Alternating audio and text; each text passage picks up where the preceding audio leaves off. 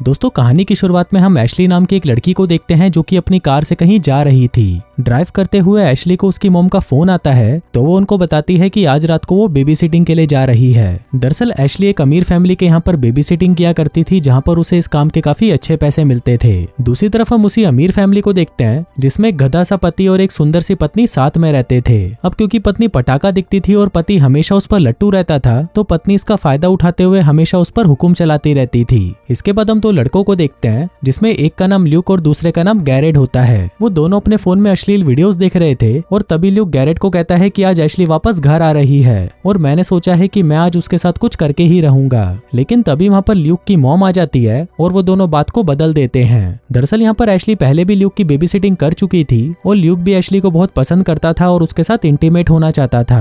अगले सीन में हम देखते हैं कि एशली उनके घर पर आती है और उसकी सुंदरता को देखकर बूढ़ा रॉबर्ट उस पर लाइन मारना शुरू कर देता है। तभी वहाँ पर उसकी वाइफ आती है और एशली को बताती है कि ल्यूक को नींद में चलने की आदत है, इसलिए हम डोर के हैंडल के ऊपर एक पेंसिल रख देते हैं जिससे हमें पता चल जाता है कि ल्यूक अपने कमरे से बाहर निकला था या नहीं। अब सब कुछ बताने के बाद वो दोनों हस्बैंड वाइफ वहाँ से चले जाते हैं और तभी गैरेट भी ल्यूक को बेस्ट ऑफ लक बोलकर वहाँ से चला जाता है। फिर हम देखते हैं कि एशली और ल्यूक घर पर अकेले थे और एशली को अपने सामने देखकर ल्यूक बहुत ज्यादा खुश हो रहा था। फिर ल्यूक एशली से पूछता है कि क्या हम साथ में मूवी देखें, तो इस पर एशली उसे बोलती है कि तुम जाकर देख लो, मुझे किसी से फोन पर बात करनी है। दरअसल ये क्रिसमस का टाइम था और एशली का बॉयफ्रेंड उसके साथ इंटीमेट होने के लिए उसे बार बार फोन कर रहा था। तभी बातें करते हुए एशली को वहाँ पर एक स्पाइडर नजर आता है और वो ये देखकर जोर जोर से चिल्लाना शुरू कर देती है। तभी वहाँ पर ल्यूक आता है तो एशली उसे बोलती है कि तुम इसे मार दो, लेकिन ल्यूक उसे कांच में पकड़ लेता है और एशली से कहता है कि इसने तो कुछ भी नहीं किया, जिसके बाद वो उस स्पाइडर को बाहर छोड़ देता है। अब ल्यूक मन ही मन ये सोचकर खुश हो रहा था कि आज मैंने एशली को बचा लिया है और मैं एशली का हीरो हूँ और मेरे अंदर जाते ही एशली मुझसे लिपट जाएगी, लेकिन ऐसा कुछ नहीं होता। एशली अभी भी अपने बॉयफ्रेंड से बात कर रही थी जिसको देखकर ल्यूक को जलन होने लगती है। थोड़ी देर बाद हम देखते हैं कि ल्यूक एक शैंपेन की बोतल लेकर आता है और उसे एशली के सामने पीने लगता है। एशली ये देखकर उस पर गुस्सा करती है और कहती है कि तुम पागल हो गए हो क्या, ये क्या कर रहे हो। ल्यूक उसे कहता है कि मैं बड़ा हो गया हूँ और अब मैं एक मर्द हूँ, इसलिए मैं ये पी सकता हूँ, लेकिन एशली उसे ऐसा करने से मना कर देती है और उससे वो बोतल छीन लेती है। आगे वो दोनों वहाँ पर एक हॉरर मूवी देखते हैं, लेकिन इसी दौरान ल्यूक को पता नहीं क्या होता है, वो सीधा एशली पर टूट पड़ता है और उसे किस करने लगता है। लेकिन एशली उसे वहीं पर रोक देती है और कहती है कि अभी तुम एक बच्चे हो और मेरा ऑलरेडी एक बॉयफ्रेंड है। अब ये सुनकर ल्यूक को बिल्कुल भी अच्छा नहीं लगता और वो नाराज हो जाता है। तभी वहाँ पर फोन की घंटी बजती है और एशली जब फोन उठाती है तो उसे सामने से कोई भी जवाब नहीं मिलता। थोड़ी देर बाद फोन वापस बजता है और इस बार फोन में से एक आदमी की आवाज आती है जो उसे कहता है कि मैं तुम्हें देख सकता हूँ। अब ये सुनकर एशली को लगता है कि शायद उसका बॉयफ्रेंड उसके साथ मजाक कर रहा है, इसलिए वो उससे गुस्सा हो जाती है। एशली यहाँ पर पहले से ही परेशान थी क्योंकि उसके घर में पहले से ही एक ठरकी बच्चा बैठा हुआ था जो उसके साथ कुछ भी कर सकता था और ऊपर से अब ये फोन कॉल। तभी एशली देखती है कि किसी ने गार्डन में रखा हुआ सेंटा क्लॉस उसकी खिड़की के पास रख दिया है और घर का बैक डोर भी खुला हुआ है। अब ये देखकर एशली सच में डर जाती है और ल्यूक को पुलिस को फोन करने को कहती है, लेकिन फोन ल्यूक के पास था और वो जैसे ही वो फोन एशली को देने के लिए उसकी तरफ फेंकता है तो वो फोन सीधा जाकर एक्वेरियम में गिर जाता है। तभी घर की घंटी बजती है और एशली गेट के पास जाकर बाहर देखने की कोशिश करती है, लेकिन बाहर कोई नहीं होता। तभी ल्यूक मर्द बनकर दरवाजे के पास आता है और कहता है कि तुम जो भी हो हमें डराना बंद करो, नहीं तो तुम्हारे साथ बहुत बुरा होगा। फिर ल्यूक बाहर देखने के लिए दरवाजा खोलता है और तभी वहाँ पर कोई ल्यूक के ऊपर आकर कूद जाता है। पहले तो वो दोनों बहुत ज्यादा डर जाते हैं और फिर ल्यूक देखता है कि ये तो उसका दोस्त गैरेट है। इसके बाद वो दोनों गैरेट पर बहुत चिल्लाते हैं क्योंकि उनको लगता है कि गैरेट ही था जो उनको डरा रहा था, पर गैरेट कहता है कि मैंने कुछ भी नहीं किया और मैं तो अभी आया हूँ। कुछ देर बाद उनको ऊपर किसी के आने की आवाज सुनाई देती है, लेकिन जब वो तीनों एक साथ ऊपर जाते हैं तो वो पाते हैं कि वहाँ पर तो कोई भी नहीं है। अब एशली सबसे तंग आ चुकी थी, इसलिए वो पुलिस को फोन करती है, पर घर का कोई भी फोन काम नहीं कर रहा था और घर के सारे लैंडलाइन कनेक्शंस भी कट चुके थे।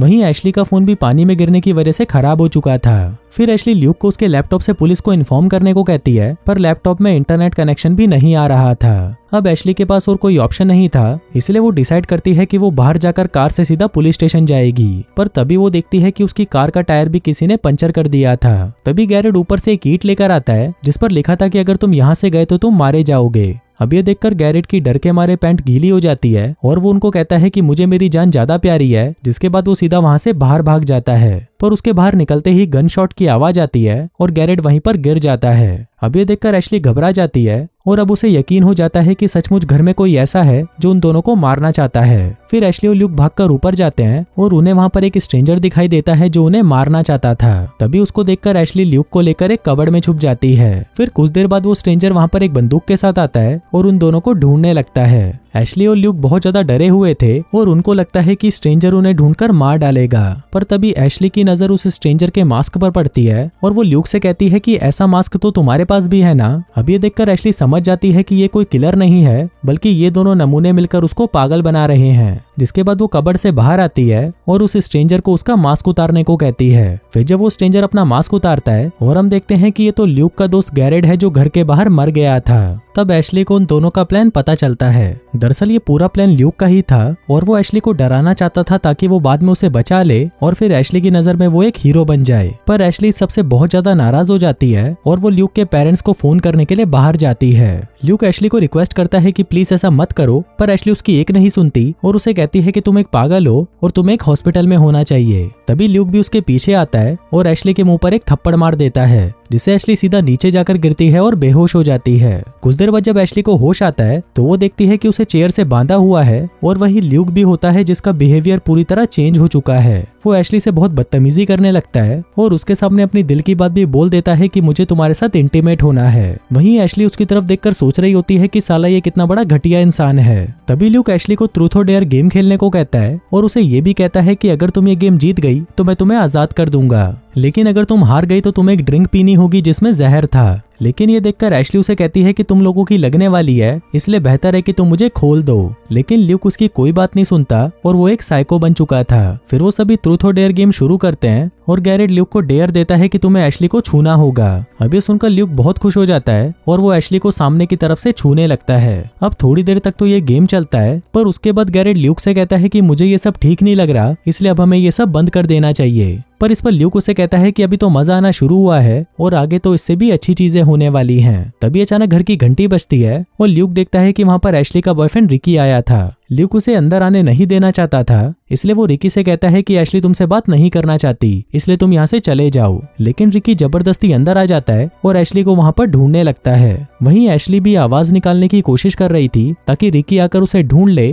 लेकिन रिकी उसे ढूंढ पाता, पर उससे पहले ही ल्यूक उसके पीछे एक बेसबॉल बैट लेकर आता है और उसके सर पर मारकर उसे वहीं पर बेहोश कर देता है। थोड़ी देर बाद जब रिकी को होश आता है तो वो देखता है कि वो भी एशली के साथ बंधा हुआ है। एशली उसे पूछती है कि तुम यहाँ पर क्यों आए, जिस पर रिकी फोन की तरफ इशारा करता है। तभी हम व्यूअर्स को पता चलता है कि ल्यूक ने ही उसे एशली के फोन से मैसेज करके यहाँ पर बुलाया था। इसके बाद हम देखते हैं कि जब ये लोग रिकी को पकड़ रहे थे उसी वक्त एशली जमीन पर पड़ा हुआ कांच का टुकड़ा उठाकर अपने हाथ में छुपा लेती है ताकि वो इसे खुद को खोल सके। थोड़ी देर बाद ल्यूक रिकी को हॉल में ले जाता है और उसके ऊपर एक पेंट का डिब्बा फेंकने लगता है। अगर ये पेंट का डिब्बा रिकी के सर पर लगा तो रिकी वहीं पर टपक जाएगा। अब गैरेड भी ये सब देखकर बहुत डर जाता है और वो ल्यूक से कहता है कि तुम ये सब क्यों कर रहे हो। वहीं रिकी भी बहुत ज्यादा डर जाता है और एशली को आवाजें लगाने लगता है।